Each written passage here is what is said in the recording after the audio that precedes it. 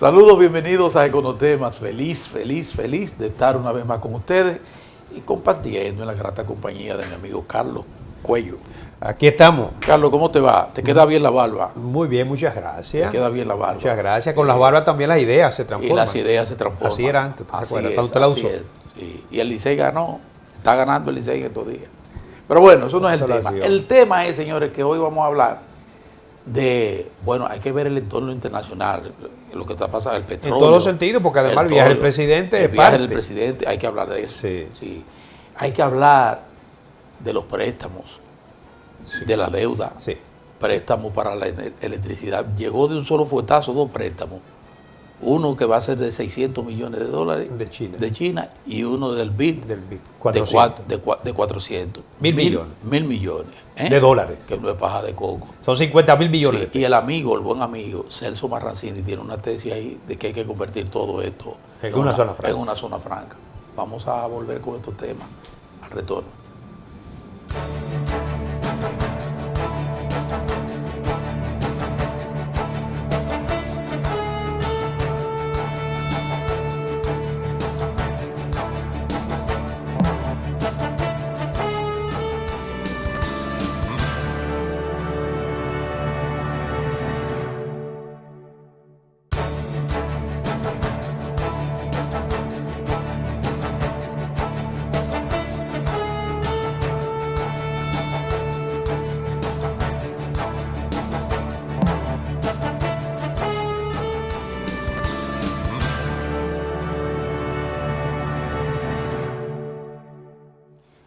Bueno, todos sabemos que de acuerdo a los últimos informes, tanto del Banco Central como del Fondo Monetario, el Banco Mundial, la CEPAL, la economía dominicana ha ido viento en popa durante los últimos años, creciendo, manteniendo el liderazgo en la región del Caribe y Centroamérica, además, y hay que decirlo también, siendo el principal espacio para la inversión extranjera directa, ha estado encabezando todo. Sin embargo, todo eso, si se quiere preservar, si se quiere mantener, amerita de políticas públicas y de la atención de situaciones como el entorno internacional.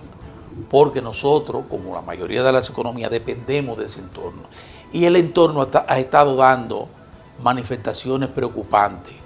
Por un lado, por ejemplo, bueno, ha habido una disminución de los capitales en el mundo.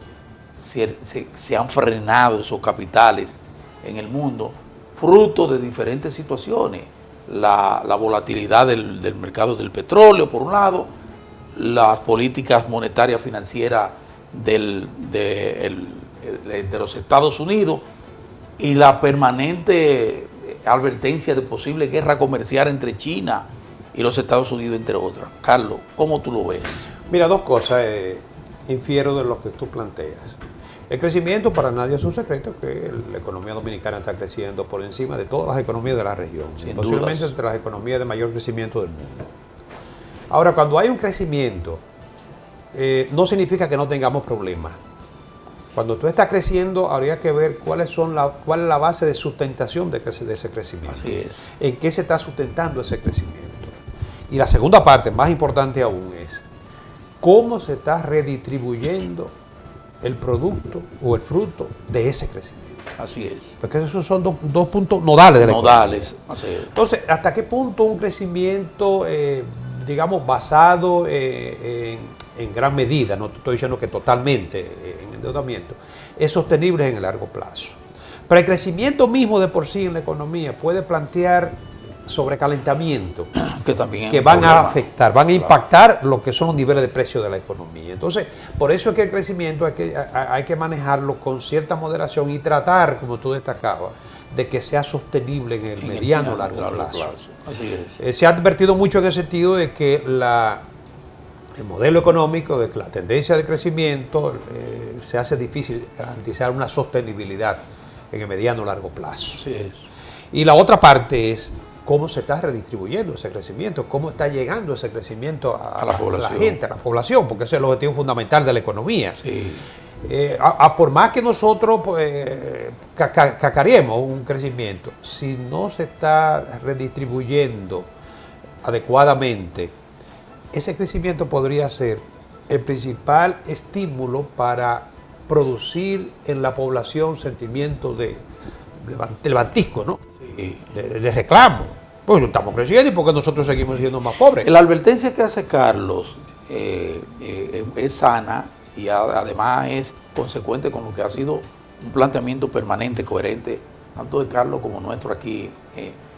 Eso no quiere decir que no se hayan hecho esfuerzos en materia de distribución de riqueza, porque, por ejemplo, este último informe que da las Naciones Unidas para la Alimentación, la FAO, llamando la atención de que solo 4 países de toda la región de América Latina han tenido niveles de disminución de la pobreza y de las carencias alimenticias, entre los cuales destaca a la República Dominicana.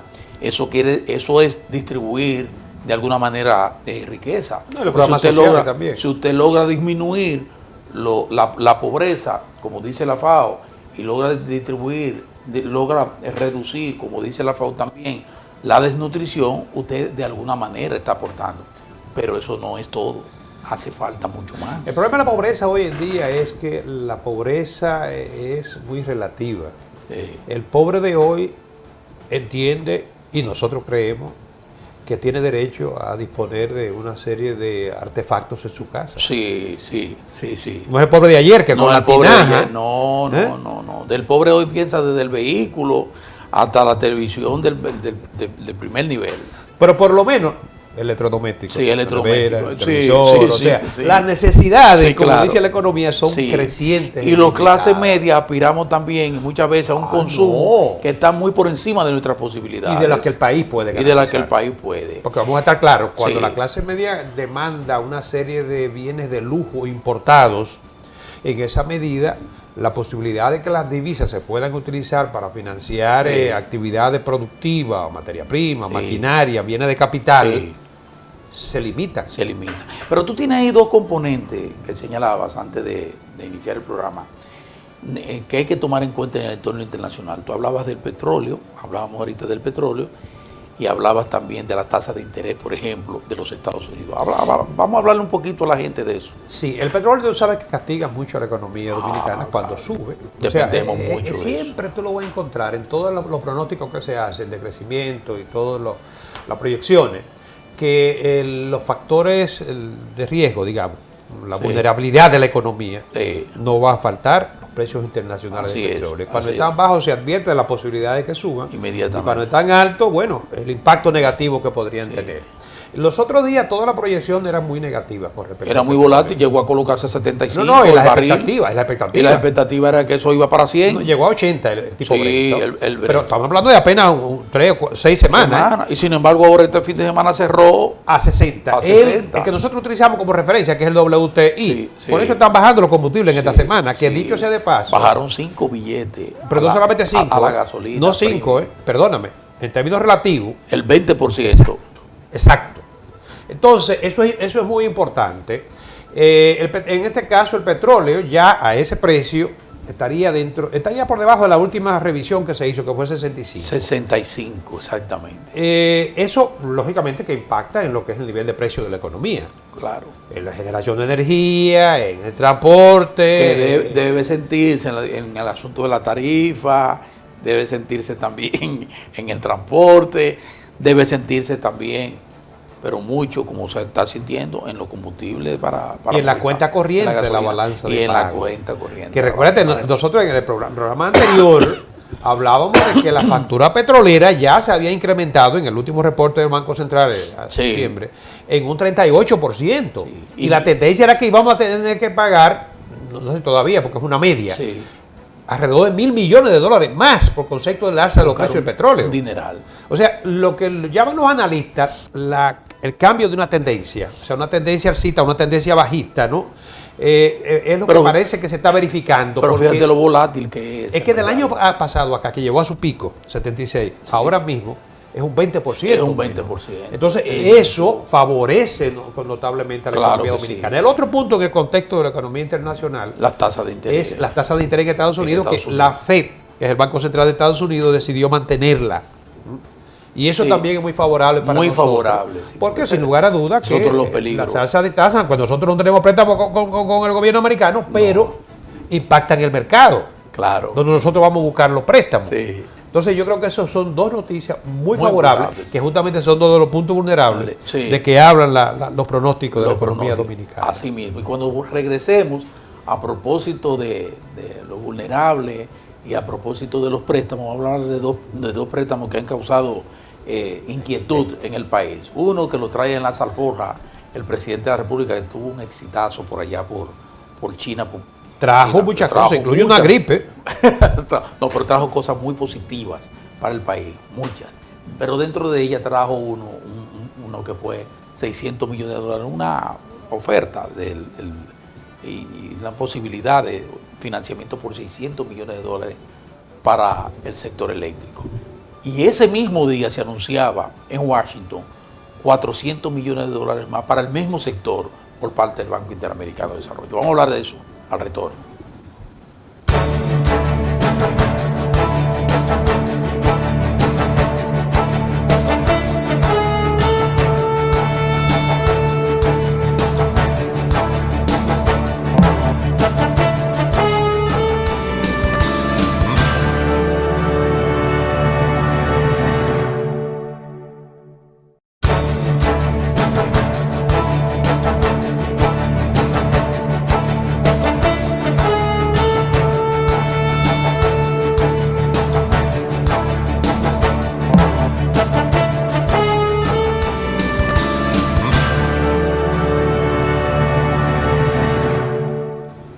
Carlos Cuello, la gente que vive aquí gritando y reclamándole al gobierno que cese el proceso de endeudamiento, de seguir buscando préstamos. Ahora sí se lo puso cura la cosa porque el gobierno, muy por el contrario, quizás buscando lo que ellos dicen y han dicho algunos organismos internacionales que todavía no estamos manejando en términos de deuda dentro de los parámetros. Viene con dos préstamos considerables, porque entre ambos son 1.000 millones de dólares, 600 procedería de China y 400 que ya estaban programados del Banco Interamericano de Desarrollo. Coincidencia, todos esos recursos van en una misma dirección, que es el sistema eléctrico nacional. Eso es lo que yo creo que debería preocuparnos un poco, porque si tú revisas la No me vengas tú composición- con que es de que barril sin fondo. Pues, No, con la si tú- no. Lo dijiste tú.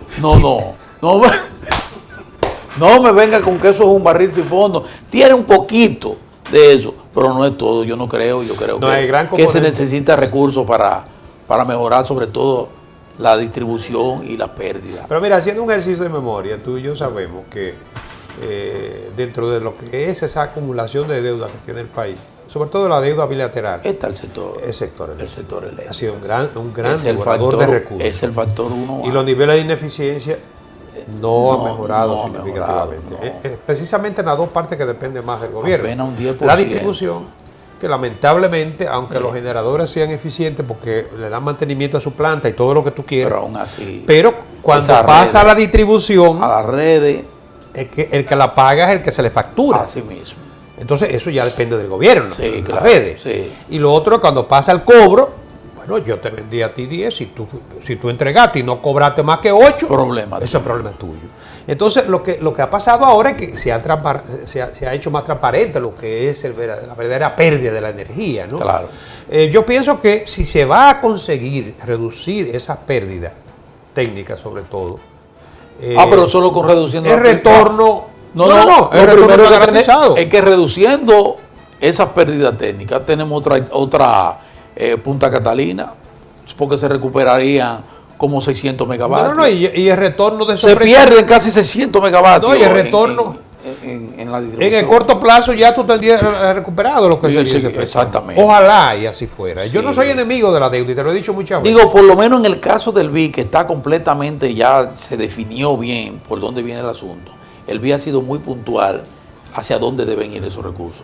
Habría que ver, y no tenemos por qué ponerlo en duda, que el gobierno haga lo que tiene que hacer con esos recursos. Y Pero en el caso de China, en este momento, hasta este momento, que aparentemente no se han dado todas las informaciones. Aparentemente hay que esperar las chino. informaciones. Ese no hay información todavía, no hay seguramente información. tendrá un proceso de negociación. Hay que Ninguno de los dos va a aportar un centavo este año. Tampoco van a entrar todo el año que viene, como sucede con los préstamos en los mercados de valores, que a las 24 horas ya el gobernador está anunciando. Exactamente. No es así, porque son préstamos, y esto es muy importante, son préstamos para proyectos específicos y en obras de desarrollo, en este caso energía, como tú bien lo destacas, a tasas muy atractivas. Sí. Menos de un 5, un 4, entre 3, alrededor de un 3% los dos.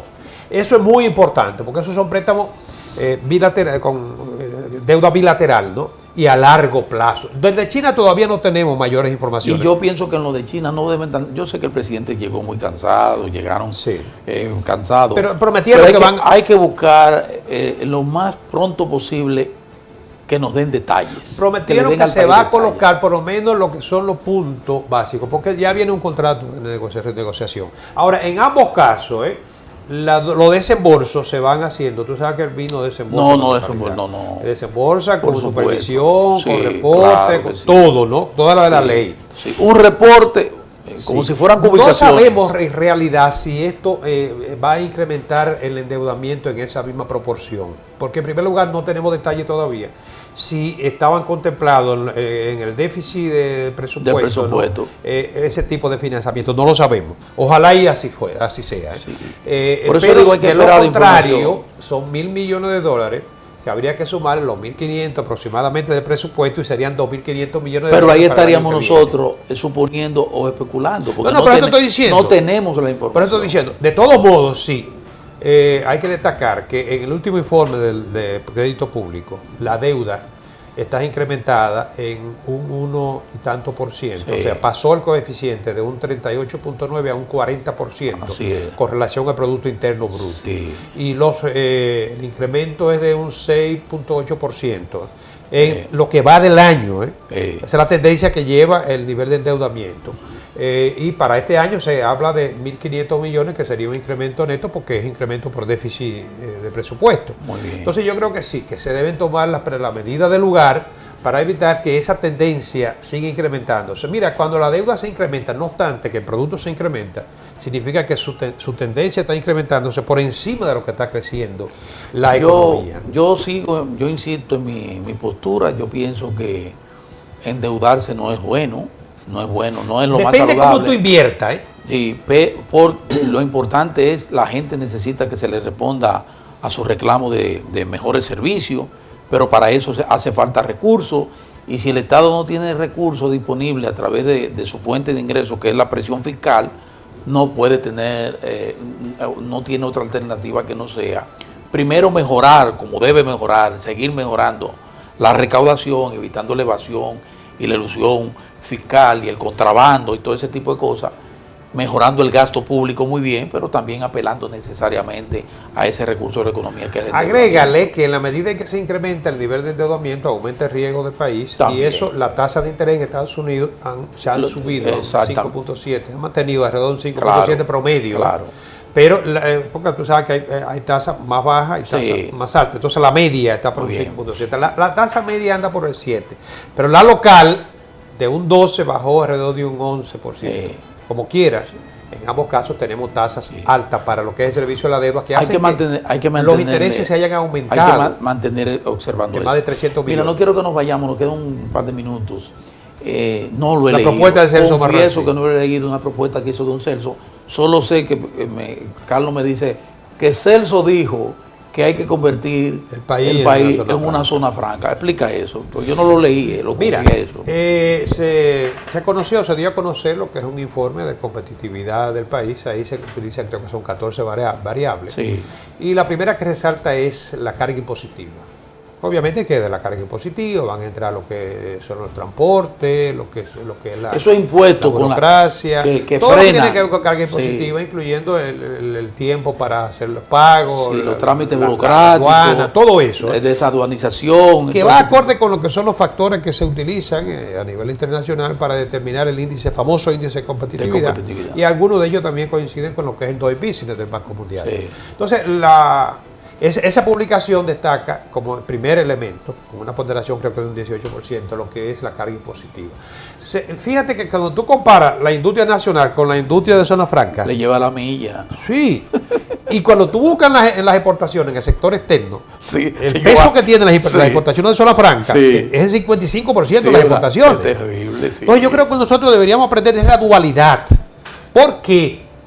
No, yo creo Mira, que... la exportación, y cuando lo vimos en China, Por el eso, presidente lo que por presentó, eso el vigor que tiene ¿qué se presentó en la China? zona franca. Yuca, mamajuana, Sí. o sea, productos. No, pero tabaco también. Está bien, el tabaco es de lo poco, pero Espérate. productos de industrializado de exportación. Sí. Ah, no, muy poco, muy poco. Sin embargo, nuestra zona franca, Ah, no, nosotros somos el no, principal no. productor de productos desechables. Incluso el Mira, tabaco está en zona franca.